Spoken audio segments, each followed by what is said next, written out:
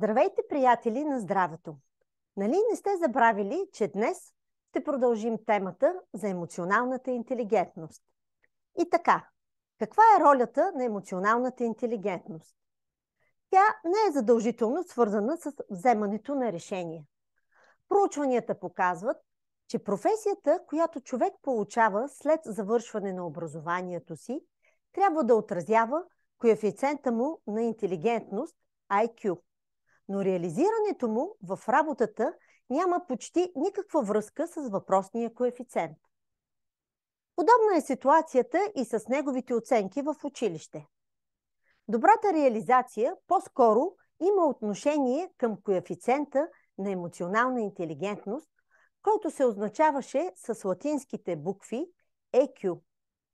Нашият успех и щастието ни са по-тясно свързани с EQ, отколкото с която и да е друга форма на интелигентност.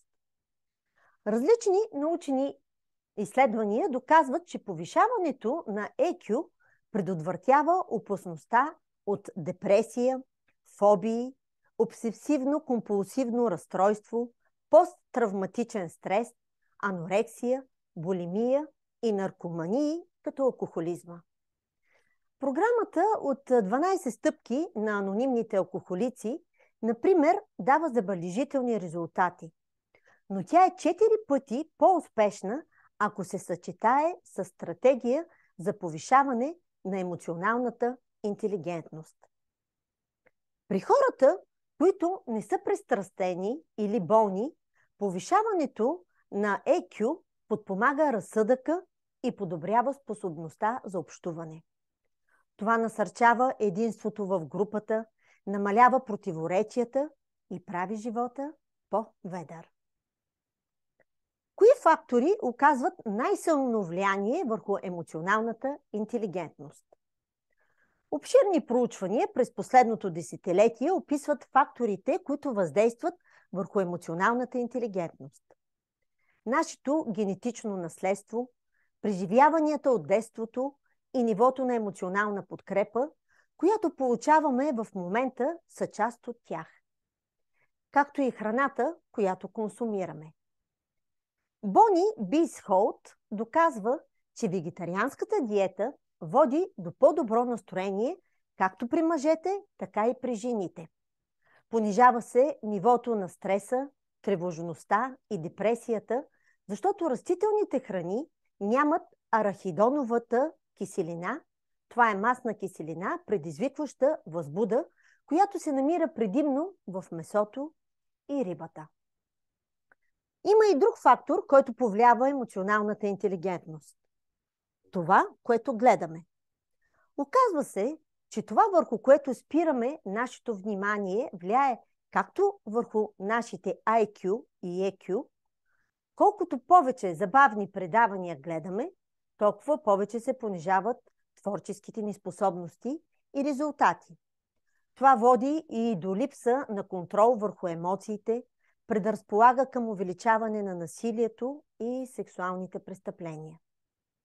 Развлеченията в интернет, видеоматериалите и видеоигрите също въздействат неблагоприятно върху нас. Но нека да посочим и най-важният фактор, който засенчва всички останали. Макар че наследствеността, нивото на подкрепа и здравословния начин на живот имат много важно влияние върху емоционалната интелигентност, един фактор засенчва всички тях по сила на влияние. Този фактор, определен от много експерти, е просто това, което човек мисли. С други думи, вашите мисли във всеки един момент имат огромно влияние върху вашия личен коефициент на емоционална интелигентност. Това, което мислите, определено влияе върху това, кои сте. Можете да промените своите основни ценности и вярвания, като промените начина, по който мислите за света. Когато го направите, ще постигнете дълготрайни подобрения в настроението, перспективата и продуктивността. Според доктор Недли, в близкото минало в медицинските среди се е смятало, че лекарите в психиатричното отделение не бива да се месят в ценностите и вярванията на никого. Смятало се, че ако правят това, ще преминат етичната граница. Освен това, пациентите вероятно са щели да се влошат, вместо да се подобрят. Днес има експерти, които заявяват точно обратното, че ако не промените своите ценности и вярвания, няма да преживеете дълготрайни промени в настроението, перспективата и продуктивността. А още по-впечатляващо е, че тези експерти разполагат с тонове научни доказателства в подкрепа на твърденията им.